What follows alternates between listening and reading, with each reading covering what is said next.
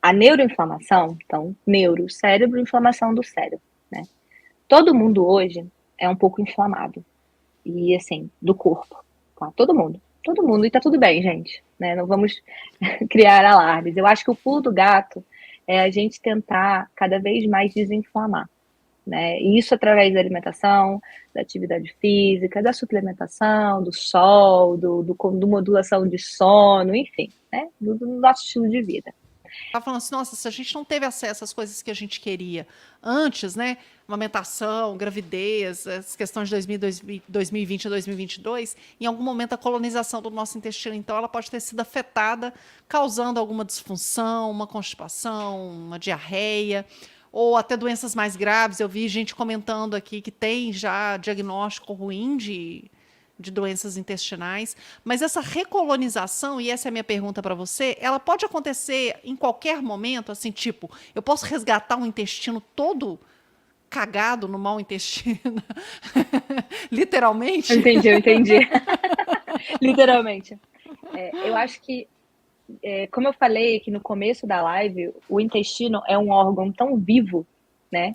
Que é uma coisa boa, ótimo, então sim, tem como fazer esse resgate, esse reequilíbrio, essa reestruturação, mas levando em consideração o seu estilo de vida, né? Então, claro, aquela pessoa super estressada e o manejo do estresse, gente, faz parte de modulação intestinal, que é o que eu justamente gosto de fazer, tratar com o paciente essa parte da modulação intestinal. Então, o manejo de estresse é uma das ferramentas que eu uso. A alimentação, a suplementação, né, o controle do índice glicêmico da dieta, a gente já fala de tudo isso, tá? Mas vamos supor, né, a pessoa hoje em dia ela tem um quadro crônico de diarreia, né? Então, eu vejo sempre os antecedentes, tipo de parto, foi amamentado, né? Às vezes na consulta eu até entro em alguns detalhes, por exemplo, uma coisa que influencia muito na primeira infância. Então, até 3, 5 anos, se é uma criança que a mãe deixava, por exemplo, brincar na terra, contato ao ar livre, ou se era aquela mãe que colocava álcool em gel toda hora, ai, não pode fazer isso, ai, não pega, porque às vezes assim, né, o pai raiz é aquele, cai os pés no chão, toma, Uhum. aquele, tá tudo certo, vitamina E, se sugerir, isso é bom, isso estimula positivamente ali o intestino da criança. Se for aquela criança totalmente dentro daquela cúpula de vidro, aquela coisa estéril, realmente pode não ter essa influência boa. Então, tudo isso sendo levado em consideração, e óbvio, aí agora é a parte que eu vou ter que puxar a sardinha pro meu lado. A alimentação, desde pequeno, uma alimentação saudável, variada, equilibrada, a chance de você ter um intestino, e aí eu vou falar, primeira colonização, que é aquela colonização que é mais, ela é persistente, ela é aquela de base, né? Então, essa é a palavra. Ela vai ser boa. Agora, realmente, ali, uma criança que não teve essa oportunidade, que, até, por exemplo, as crianças que nasceram na pandemia, que já esticam a mão para já colocar ali o álcool gel, e tudo bem, eu acho que tem que ter, né, gente? Mas talvez até um excesso maior, que hoje em dia a gente tem essa um pouco mais definido, né? Eu acho que é justamente o tipo de como que a gente pode, daqui para frente, lidar com a parte da alimentação, né? Hoje, pensando numa alimentação mais saudável, né, e a gente entra agora na parte de dieta, né, ajustes alimentares, né, condutas dietéticas, eu acho que o padrão que é mais estudado e o que é mais visto de benefícios na saúde humana é o padrão de dieta mediterrâneo. Né? Não sei se todo mundo aqui já ouviu falar da dieta mediterrânea, de padrões mediterrâneos alimentares, mas justamente o consumo de gorduras boas, azeite, azeitonas, castanhas, sementes, carnes boas, de boa qualidade, então eles dão preferência mais para peixes, frutos do mar, frango, a carne vermelha entra ali uma vez na semana, 2 no máximo, eles evitam tudo que é embutido, tudo que é farináceo, tudo que é fast food, é mais tudo integral, então cereais, grãos, tem bastante o consumo, uma alimentação variada, respeita a sazonalidade. Ai, mas e o consumo do vinho? Sempre tem essa pergunta. Já estou adiantando uma pergunta que vai ter aqui, né? Porque dieta mediterrânea até tem, se você for pegar lá o raiz lá, Portugal, Espanha, enfim, né? Até o vinho, o mosto do vinho deles é diferente. Então, e eles Uhum. não tomam uma tacinha de vinho, né? É um cálice. Então, até isso pode estar influenciando positivamente, mas eu acho que o padrão mediterrâneo hoje é uma das grandes reviravoltas que a gente pode fazer a nível de intestino. Né? Quando a gente pega o gancho agora, pensando na parte de saúde mental, né? O tipo de bactéria os tipos de bactérias que a gente tem a nível de intestino, elas influenciam de maneira bidirecional, né, a questão de saúde mental, tá? Então, por exemplo, eu vi que tem uma pergunta aqui, né? Nasci de parto normal, tá valendo essa pergunta, né? Fui Ótimo. amamentada, tive uma alimentação Léo, você puder saudável. colocar para gente a pergunta da Luana? Que aí é legal, que aí fica mais fácil para a Evelyn identificar. Enquanto o Léo tá colocando, gente, vocês estão vendo o arroba da Evelyn aqui, Nutri Evelyn Birman. Esse é o Instagram dela. Tem um monte de conteúdo legal para vocês poderem acompanhar e seguirem lá. Perfeito. Luana É que aqui é Manoeli. interativo aqui, né? A gente Eu acho vai ótimo, falando, acho a ótimo. gente vai Acho ótimo agregando, é quando a isso. gente acolhe as pessoas da audiência, porque aí elas vão tendo a sensação de estarem participando desse conteúdo. Essa questão, né, da Luana, que você queria puxar, né, Evelyn? Isso, que ela falou assim, ó, nasceu de parto normal, foi amamentada, alimentação saudável, mas tenho depressão e ansiedade. É claro que eu sempre vou dizer o seguinte, a parte de intestino, a primeira colonização foi boa, mas ao longo da sua vida, pode ser que alguma questão pode ter realmente influenciado na depressão, na ansiedade. E aí a gente vê os fatores externos, que também a gente precisa levar em consideração. Então, por exemplo, às vezes é um sedentarismo, uma falta de exposição solar. Carol pontuou bastante isso no que teve no Covid, né? Essa falta de exposição solar, baixo nível de vitamina D, já tem estudos relacionando com ansiedade. Às vezes pode ser até uma propensão, né? Pessoas que têm casos de ansiedade, depressão, síndrome de pânico na família, elas podem realmente ter essa linhagem direta passando para você. Então, às vezes, o seu intestino tá legal, pensando na primeira colonização, né? Mas tem fatores externos que pode ter ali aumentado as chances de você ir para uma depressão, uma ansiedade. O que eu digo hoje é, melhorando cada vez mais a alimentação, a gente consegue diminuir sinais, sintomas característicos, e aí no caso da Luana, de depressão, de ansiedade, mas a gente pode esticar para estresse, síndrome do pânico, e enfim, suicídio, que a gente está em setembro amarelo, como a Carol pontuou, né? Mas fazer essa modulação intestinal pode até, quem sabe, evitar que você tenha que ficar para sempre presa dentro de um antidepressivo, de um ansiolítico, te libertar um pouco disso. Claro que com o apoio de uma equipe integrativa, né, um médico, um nutricionista, um psicólogo, enfim, um TO, então te dá todo esse apoio, né? Porque se a gente nutre o nosso intestino de uma maneira ou de outra, a gente vai estar nutrindo bactérias positivas. Então eu acho que essa questão é muito importante, não é só a gente olhar para a medicação, mas olhar para tudo que compõe ali um estilo de vida saudável. E eu falo principalmente de 4 pilares, né? Alimentação, sempre puxando sardinha para o meu lado, atividade física, um sono de boa qualidade e a saúde mental, que entra totalmente o que a gente está falando. E esses 4 pilares, eles conversam entre si. Entende? Então, isso que talvez seja a grande viradinha ali de como que a gente pode estar melhorando. Muito legal. Hoje, muito legal. A gente, isso a gente ainda está ainda na pontinha do iceberg. Sim, sim. Aí, assim, uma observação, a gente não consegue entrar tanto, pessoal, no caso a caso de cada um, né? A gente traz insights de uma maneira geral, porque cada ser humano é um universo em si.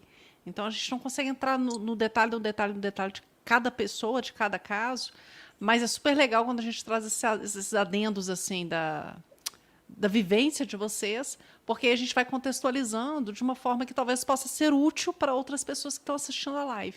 Tem, inclusive, uma questão complementar que eu gostaria que você pudesse comentar, que são das doenças autoimunes, porque elas têm um fator também emocional, né?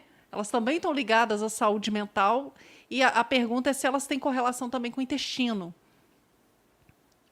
Sim, toda doença autoimune começa no intestino. É, deu até o exemplo É do engraçado, vitiligo, né? Mas se você puder falar de uma forma mais ampla. claro. Ó, vou dar o maior exemplo hoje que existe. Sempre quando chega um paciente com uma doença autoimune, né, e mais uma vez eu pergunto sobre nível de estresse, de ansiedade, sono, né, o paciente sempre tem alguma correlação, por exemplo, assim, eu comecei a sentir os sintomas da doença autoimune quando aconteceu tal coisa na minha vida, ou surgiu em meados de tal coisa. Então, por exemplo, diabetes tipo 1, que é uma diabetes autoimune, né? Ela geralmente acomete crianças, e geralmente quando a criança tem um trauma muito grande na vida infantil.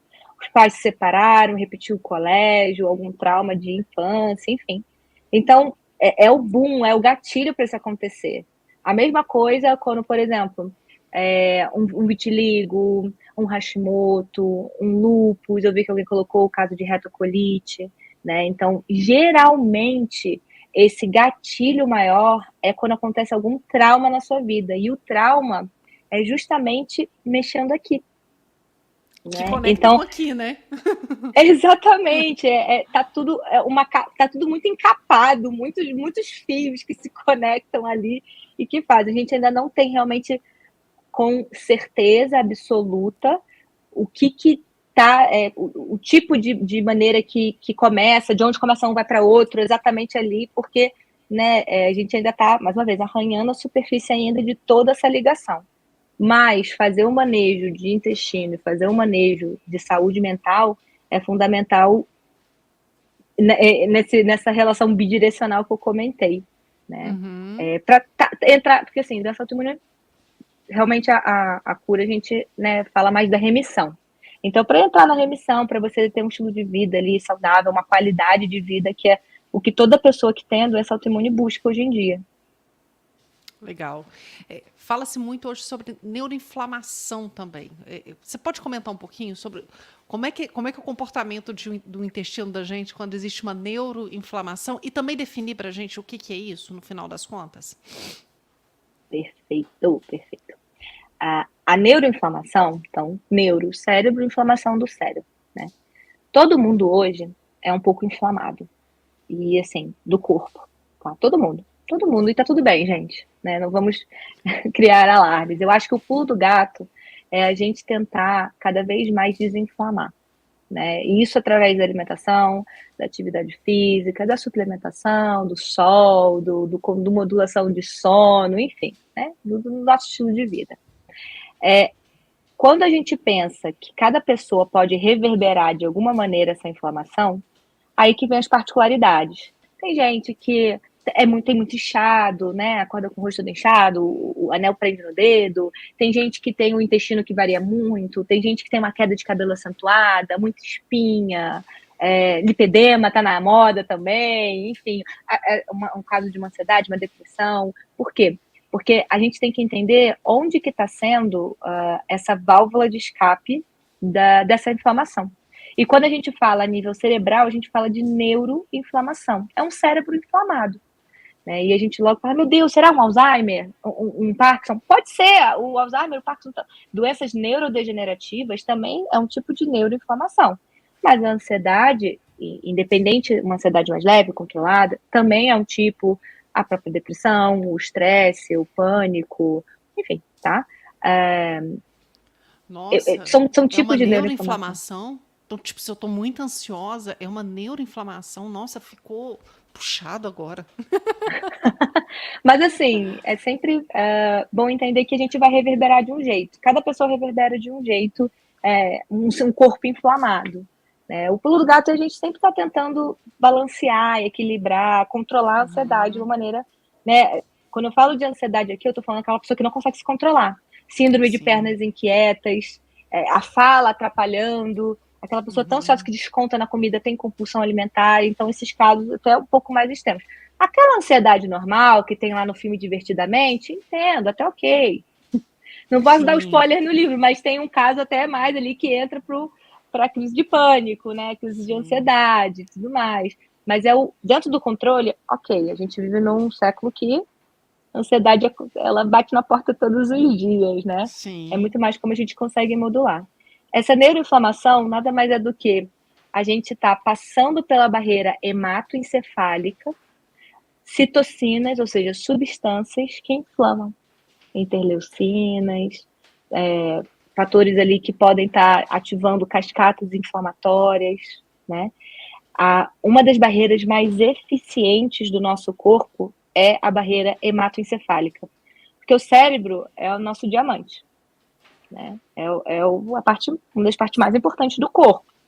Então, no período de evolução da raça humana, a gente fortificou tão bem a barreira hematoencefálica que pouquíssimas coisas podem atravessar. E aí, realmente, quando atravessam essas citocinas inflamatórias, podem piorar casos de neuroinflamação, né?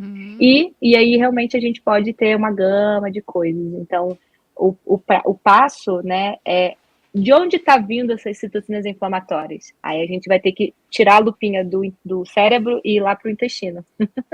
Como é que está o intestino de uma pessoa, geralmente, que está com essa neuroinflamação em termos de colonização? Porque tem aquela coisa, né? Bactéria boa, bactéria ruim, e precisa colocar bactéria boa, e tem que alimentar a bactéria boa, e tem que tirar ruim. Como é que é essa dinâmica? A gente vai ter que olhar o quali quantitativo do intestino e a gente vai ter que pensar em permeabilidade intestinal. Aperta a tecla SAP. O que é isso?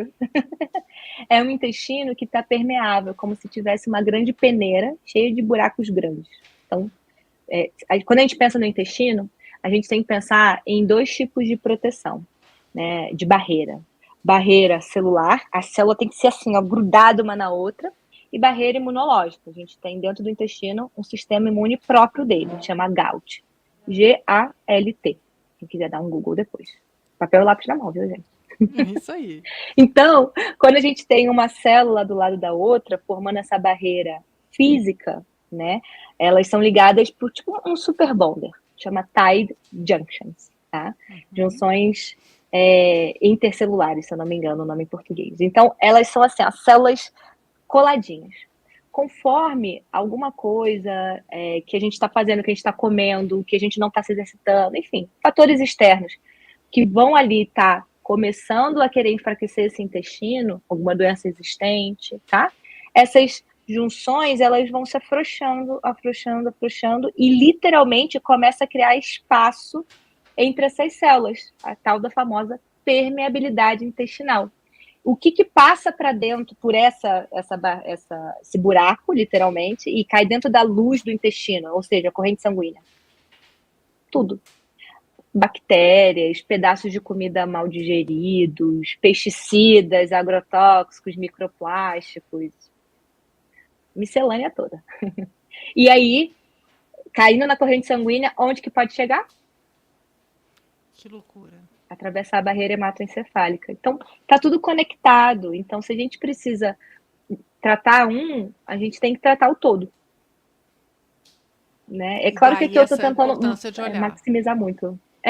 Eu falo maximizar tudo, mas ninguém precisa ficar nervoso. Meu Deus, como é que será que tá aqui a barreira hematoencefálica? É claro que se a gente faz o básico bem feito, uma alimentação saudável, e a gente pode entrar com mais detalhes na alimentação, eu acho que é uma maneira da gente estar diminuindo a inflamação do intestino, a inflamação do cérebro, melhorando nosso sistema imune, melhorando toda essa parte que tange ali saúde.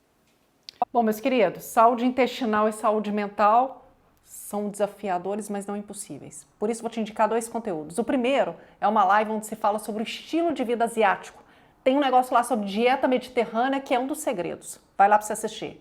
O segundo é para você assistir a nossa live na íntegra de onde saiu esse corte. Te vejo na próxima.